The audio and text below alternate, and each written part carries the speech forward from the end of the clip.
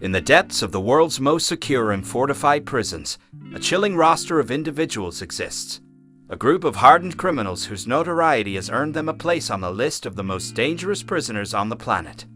These individuals have committed heinous crimes that have shocked society and left a trail of devastation in their wake.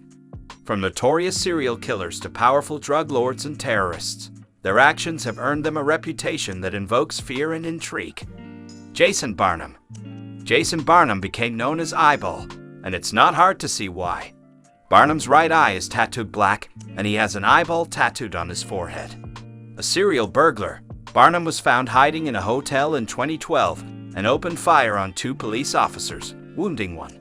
He was subsequently arrested and sentenced to 22 years in prison in 2015. His charges included attempted murder as well as car theft and burglary. He claimed to have been doing so to fund his addiction to illicit substances. If nothing else, the eyeball definitely has a distinctive look. Joseph James DeAngelo, most recognized as the Golden State Killer.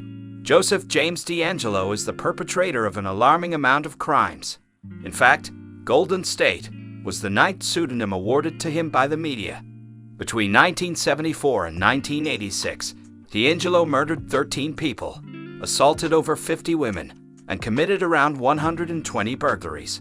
After 1986, the case went cold and remained so for some time, until genetic genealogy and incriminating DNA evidence led to DeAngelo's 2018 arrest at the age of 72. Surinder Kohli. Between 2005 and 2006, the city of Noida, India was subject to missing children cases which were greatly overlooked by local authorities, despite mounting pressure from parents. In 2006, Noida businessman Maninder Singh Panner and his servant Surinder Kohli were arrested on charges of murdering a sex worker. Upon digging for those remains, investigators found numerous younger remains as well. Kohli confessed to multiple murders among other heinous actions. There were over 19 victims. Kohli was sentenced to death on 13 counts of murder, a sentence which is still pending. It was determined by courts that Panner wasn't involved in the murders, but he did get 7 years in prison for soliciting sex workers. Joanna Dennehy. In 2013, Joanna Dennehy stabbed 3 men to death in Cambridgeshire, England, and stabbed 2 more elsewhere who survived. The 3 murder victims were known to Dennehy, while the surviving 2 were completely random men walking their dogs.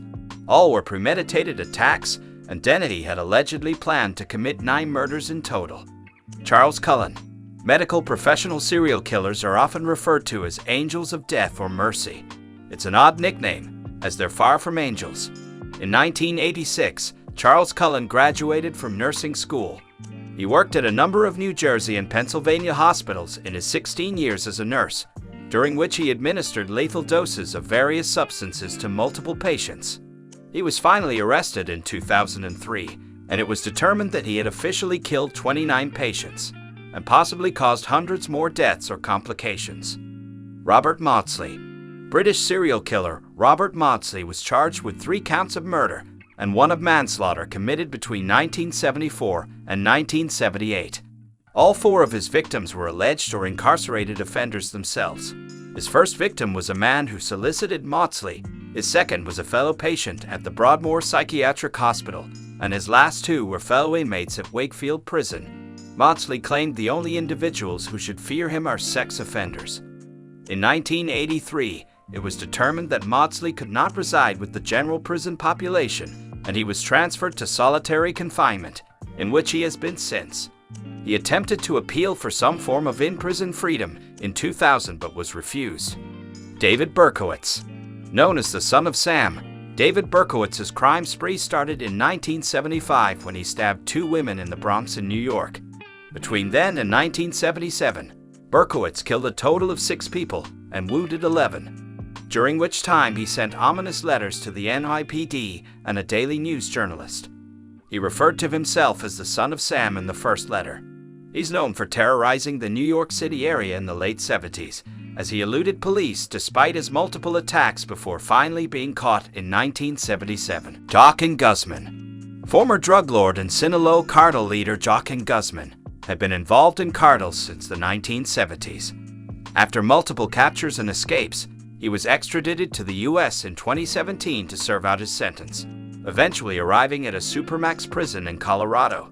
Known as El Chapo, Guzman's rap sheet is too long to list here, but it mostly contains drug trafficking, violence, and the use of hitmen to carry out hundreds of nefarious acts, money laundering, collusion with corrupt government officials, and so on. He escaped in 2001, leading to a 13-year manhunt, only to escape again in 2015 and be recaptured in 2016. He was sentenced to life 30-plus years.